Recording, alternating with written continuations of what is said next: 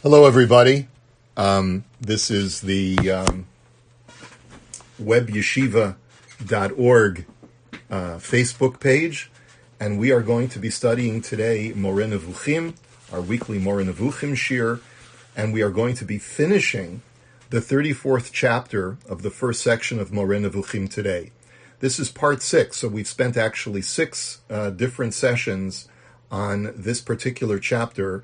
5 causes that prevent the acquisition of esoteric knowledge, or the knowledge of what you could call divine science or metaphysics, and understanding of Hashem and the celestial realm.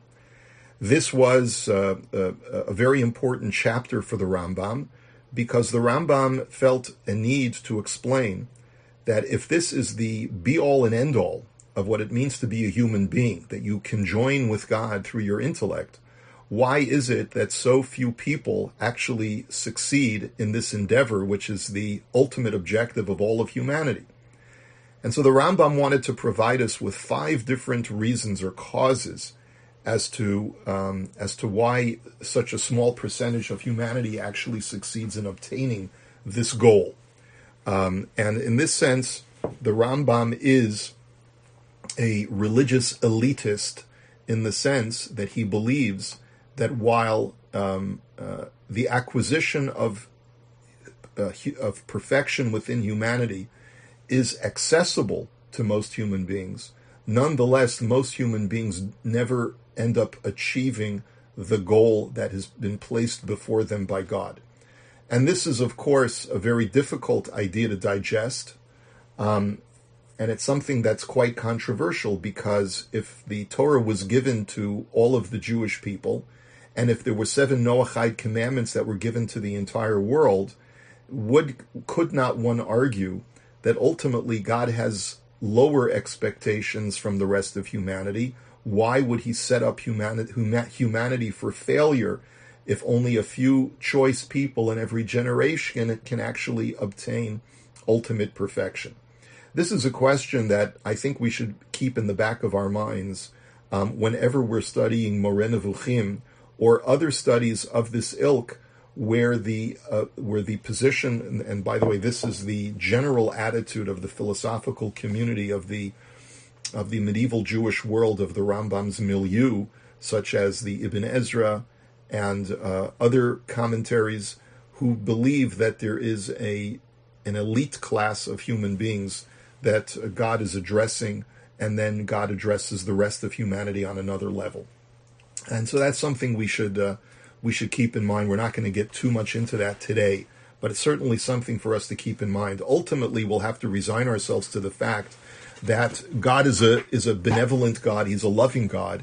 So even those who are incapable or fall short of achieving the ultimate challenge for humanity, there is some kind of secondary level that God says is acceptable for the rest of humanity in their service of God. And God accepts that service nonetheless, even though the vast majority will fall short of achieving what for the Rambam would be called human perfection. Okay, we are up to the 5th and final cause of the things in life that pull a person away from achieving that ultimate goal. The first 4 that the Rambam had discussed were the difficulty of the material, the inherent difficulty of the material of studying something that is completely foreign to one's purview of experience. Number 2, the insufficiency of people's minds, that our minds are not used to thinking in certain ways, and also our minds take a long time to develop and mature. Number 3, the immenseness of the prerequisite knowledge that is very daunting and causes most people, through a trait of laziness, to fall short of ever achieving the goal of working through years upon years of preparation to get to the final goal of metaphysics. Number 4, a lack of proper temperament and virtues, which we had explained last week means really 2 things. That there are some people, no matter how hard they try, it's an exercise in futility, because they simply were not born with the potential to reach that goal of human perfection. And number 2, even those who do have the potential, they were born with the innate potential to achieve intellectual perfection, nonetheless, they don't possess the proper temperament or maturity to advance in that endeavor until they get much older. And by that time, sometimes they'll follow through and sometimes they won't follow through. And finally, reason number 5 is that even if a person is able to master the material, and even if he's able to develop his intellect, to be able to hone his mind and to study the things properly, and even if he doesn't have the trait of laziness, he has a tremendous amount of zeal and energy to overcome any daunting prerequisites, and even if he has the proper temperament and virtue, the fifth and final detractor, even if he has all of the other 4 factors covered, is nonetheless the fact that there are going to be certain things that pull me away from this spiritual or intellectual endeavor, and they are called the distractions of the physical world. And what we're going to see now is that ultimately, especially for a generation like ours, this is an extremely pertinent detraction and cause ultimately as to why so few of us in the world today really try to intellectually achieve this kind of understanding of God on whatever level we're capable of achieving, just that there are so many distractions, so many things that pull us away. Sometimes I think that the more that we have access to truth, the more that God sets up roadblocks in front of us to prevent us from getting there. Today, because of modern technology and modern science, we have more access today to the human discovery of reality, of space, of nature, of biology, of astrophysics, and so forth. And yet, there seem to be so few who actually take up this endeavor to try and connect with the Creator.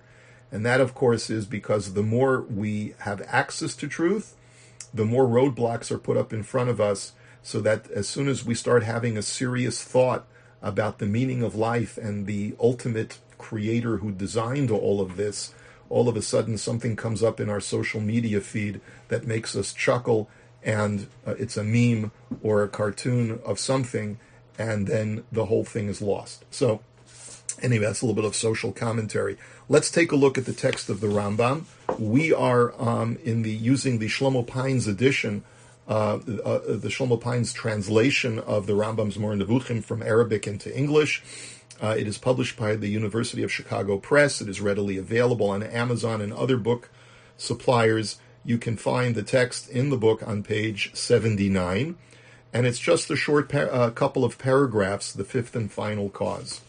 And he writes as follows, and as well, I would also encourage you to open up another tab on your browser and to go to the Facebook group Shiur in Moreh Nevukhim, where you will be able to find a handout for today, which only has a snippet from another section of Moreh Nevukhim, which we'll get to in just a second.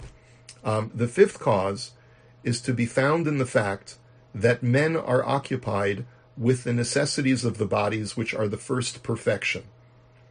Okay, so that we have to just unpack this sentence. Basically what the Rambam is saying is that the reason why it's so difficult for people, even those who have the innate abilities and the innate temperament and moral virtue, to be able to acquire these ultimate truths about God, nonetheless, there are so many things in the physical world, in the physical trappings of our lives, that pull us away from that endeavor.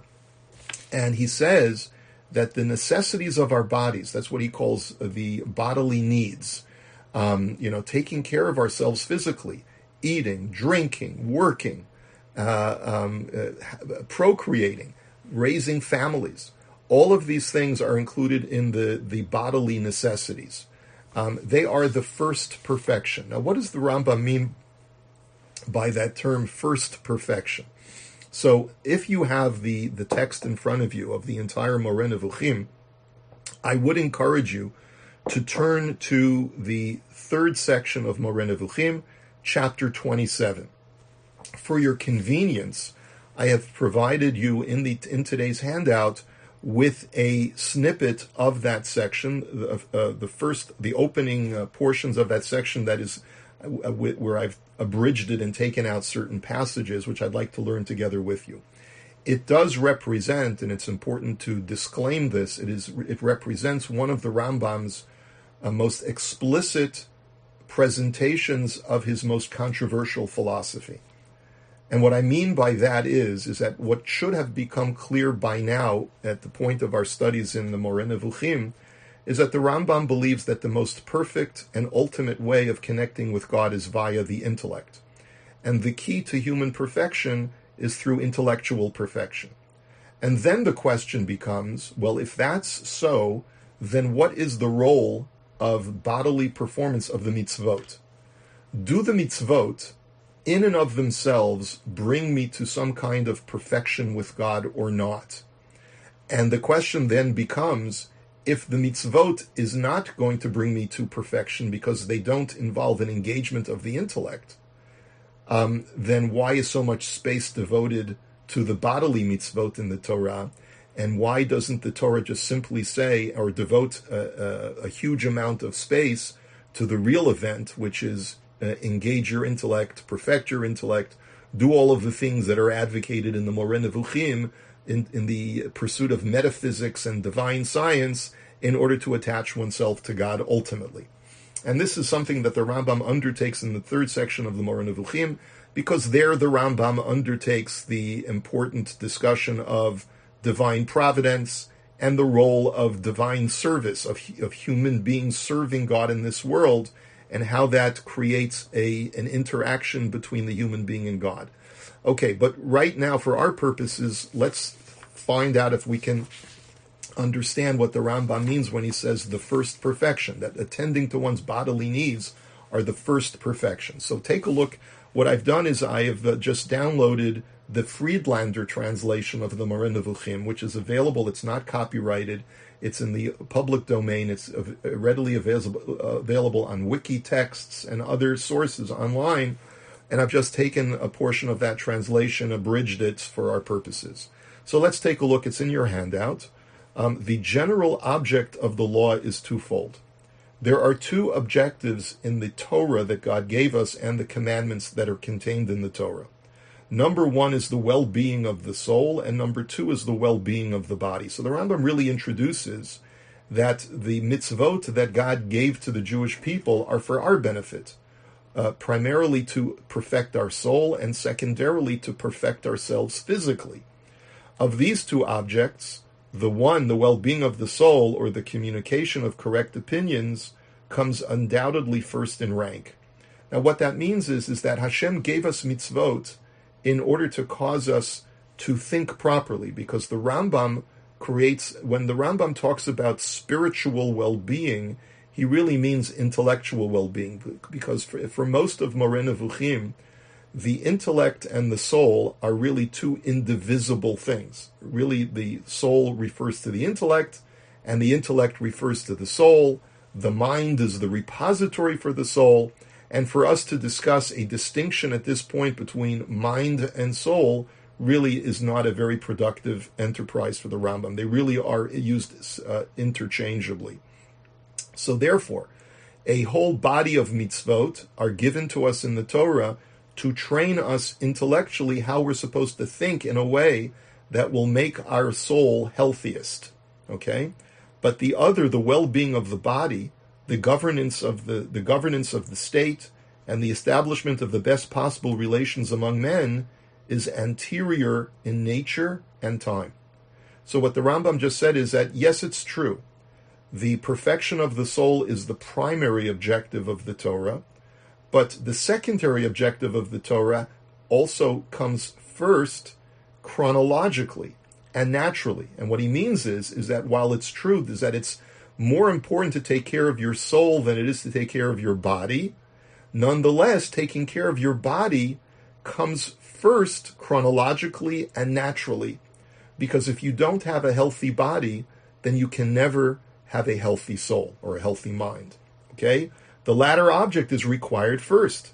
It is also treated in the law most carefully and most minutely, because the well-being of the soul can only be obtained after that of the body has been secured. And here the Rambam basically says, why does the Torah devote so much space to something which is only the secondary goal? It's like a distant second, which is to take care of your body and make sure that it's healthy. If that's not the ultimate goal, then why does the Torah devote so much space to it? It's very simple. You need to be very, very careful in the details of how you're supposed to take care of your body and your community and your social structure, because without very precise and careful attention to those aspects of human living, you will never be able to perfect your mind.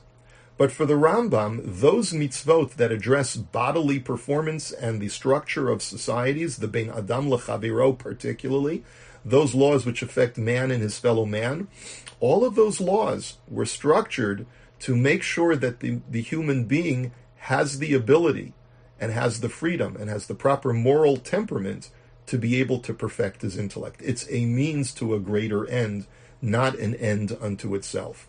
This, of course, as I mentioned last time when we talked about the idea of perfecting one's temperament and one's moral content, is a means to a greater end for the Rambam. Very controversial position, but nonetheless very consistent with an Aristotelian ideal on what the goal of ethics is. For it has already been found that man has a double perfection. The first perfection is that of the body, and the second perfection is that of the soul. So it's very, very clear what the Rambam means over here, in our section over here. I'll let you read the rest of the text inside. I think we've read enough of the text. The first perfection, meaning chronologically, what do I need to perfect first in life before I can perfect my intellect? I need to make sure that my body is healthy, because only when I first have a healthy body can I attend to the perfection and the health of my soul, i.e. my mind. So that's what the Rambam means when he says which are the first perfection. And more, we continue now in our text in chapter 34, and more particularly if in addition they are occupied with taking care of a wife and of children. And even more especially if there is in them superadded to that a demand for the superfluities of life, which become an established habitus as a result of a bad conduct of life and bad customs. So the Rambam says not only if you're a bachelor do you have a lot of prosaic physical needs that you have to attend to, but the distractions of your physical requirements are even greater if you take a wife and have to raise a family. So the Rambam's not advocating not getting married, he's just saying that this is the reality. Once you get married, the physical responsibilities become more loaded upon the individual, and it becomes more difficult to devote oneself to metaphysics. And then he says also that this is especially true if you live in a culture where luxury is emphasized and certain things are no longer viewed as niceties, but they're viewed as necessities. It used to be that if you didn't have a hard floor in your house, if you just had a dirt floor, that was sufficient. That was the standard. Now it's considered to be a basic necessity that you either have to have a slab or wooden floors or carpeted floors for your home. So that only creates, I'm just giving an example, that only creates added burdens to take care of my physical needs. I have to work harder to be able to earn a living, to be able to support all of these physical indulgences, and therefore all of this detracts from my ability to acquire ultimate knowledge. Things are so that if even a perfect man, as we have mentioned, were to occupy himself much with these necessary things, and all the more if he were to occupy himself with unnecessary things, and if his desire for them should go strong, he would find that his theoretical desires had grown weak and had been submerged. You will find that you're going to lose interest in the metaphysics, the study of metaphysics and divine science, what he calls theoretical desires, because there's no more time for these things in life. The here and now has become too demanding of my time, of my mental energies, and so forth. And his demand for them would slacken and become intermittent and inattentive. He accordingly would not grasp things that otherwise would have been within his power to grasp, or else he would grasp them with a confused apprehension, a mixture of apprehension and a failure to apprehend. So you would approach the material in a lackadaisical fashion, or in a fashion that would end up providing confusion, or end up with confusion, simply because you're so famished in your head, you're so distracted by all of the things that you've got to take care of. The baby's crying in one room, and your wife asks you to take care, or your husband asks you to take care of a particular chore, and he's in the other room, and you've got a client that's hounding you to take care of a certain product or project, and all of these things are, you even when you find time to sit down and study things like the Moreh Nevukhim, you find yourself tremendously distracted. And that, of course, is why, a shir in Moreh Nevukhim, if we were going to take it seriously, we would have to devote much more time than just a half an hour a week to it. But we're just trying to get the basics. To really delve into this really, really carefully would require a person of leisure to be able to really devote themselves completely to this kind of endeavor. So the concluding paragraph is something that I just want to spend a couple of minutes on. He says, in view of all of these causes, mentioning all of the 5 causes that we've mentioned up until now, these matters are only for a few solitary individuals of a very special sort, not for the multitude. For this reason, they should be hidden from the beginner. You don't want a beginner to start off doing something that is an advanced topic, and he should be prevented from taking them up, just as a small baby is prevented from taking coarse foods and from lifting heavy weights. And so the Rambam concludes by saying that in light of all of that I've mentioned, that esoteric knowledge is so difficult to obtain, and it requires so many prerequisites, and it requires so much investment of time and mental energy. This is not something that I would expose to a beginner who's just beginning his approach to Jewish thought. What I find of interest is that the Rambam compares the intellectual beginner to a child, a young child, and he says that just like a young child should not ingest, should not eat certain coarse foods, that let's say a toddler is not, or a baby within the first year of life certainly can't digest certain things which are meant for adults to eat or older people to eat. Also, so certainly you shouldn't give a person intellectual education that he's not ready for. And then the second analogy that the Rambam makes is just like a child does not have developed muscles to be able to lift heavy weights, you shouldn't burden a person with this kind of information. Now, the question is, and there aren't a lot of commentaries on this, but why does the Rambam use 2 analogies to the exposure of esoteric knowledge to the beginner, to the neophyte? He says it's not healthy, just like certain foods are not healthy for a baby, and asking a young child to lift heavy weights. Why 2 analogies when 1 analogy would suffice? I would like to bring to your attention that the Rambam had already used both analogies in previous chapters. If you do have the text in front of you, it's worthwhile for you to go back. If you look at page 64, which goes back to chapter 30, the Rambam had devoted an entire chapter on the verb achol, which means to eat. And the Rambam had dedicated himself to explaining that eating is a physical act of putting food in your mouth, chewing it, and swallowing it, to provide yourself with physical nutrition. But it can also be used in Scripture to describe the acquisition of knowledge, because just like your body ingests nutritional items to sustain the body, so too the mind ingests intellectual concepts which provide intellectual nutrition, or in the Rambam's parlance, perhaps spiritual nutrition as well. So therefore, eating can be described in terms of physical food, and it can be described in terms of the taking in of intellectual ideas. And the Rambam then, in the following page, in chapter 31, had also mentioned that there are certain things that, no matter how developed a person's intellect is, they're simply not capable of comprehending.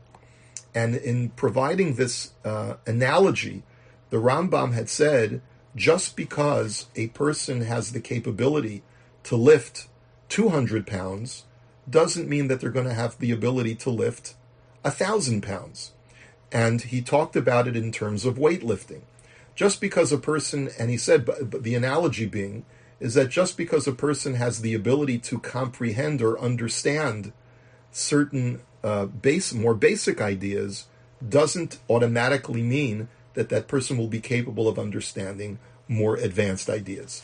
So in the course of describing the ingestion, and then later on in chapter 32, the Rambam had gone back to his analogy of eating when he described Elisha, who he calls Elisha Acher, Elisha ben Abuya, who was later known as Acher, one of the 4 sages who entered into the Pardes and ended up becoming a heretic. And the Rambam says that based on the words of the sages, it's like a person who ate too much honey and vomited as a result, got sick as a result of eating too much sweet foods. Even though sweet foods is normally good, but if you take it in the wrong measurement or without the proper physical preparation, you can become sick from even the sweetest foods like honey.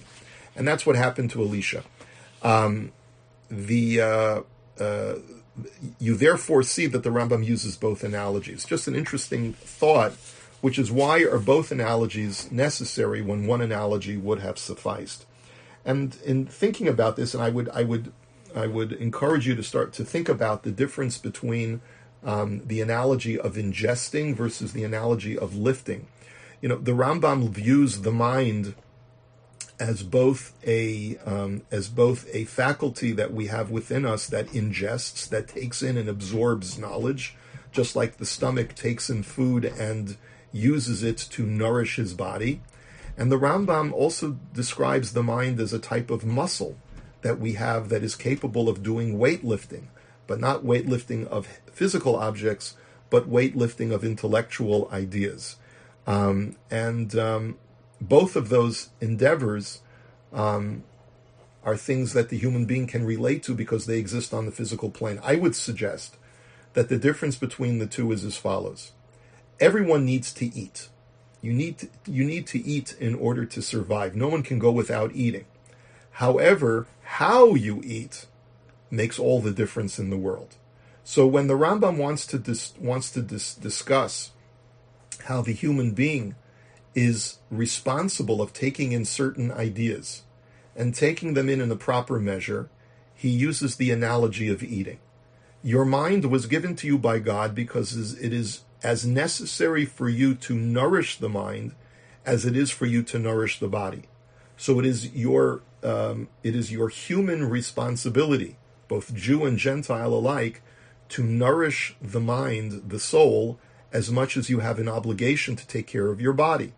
Okay? But just like anything that's healthy, which is feeding the intellect, can always be turned into something unhealthy, just like eating can be turned into something unhealthy because you can eat junk food, you can eat to excess, you can eat and make yourself sick, so too, even doing a necessary activity such as feeding the intellect can turn into something unhealthy, and that's what happened to Elisha ben Abuya.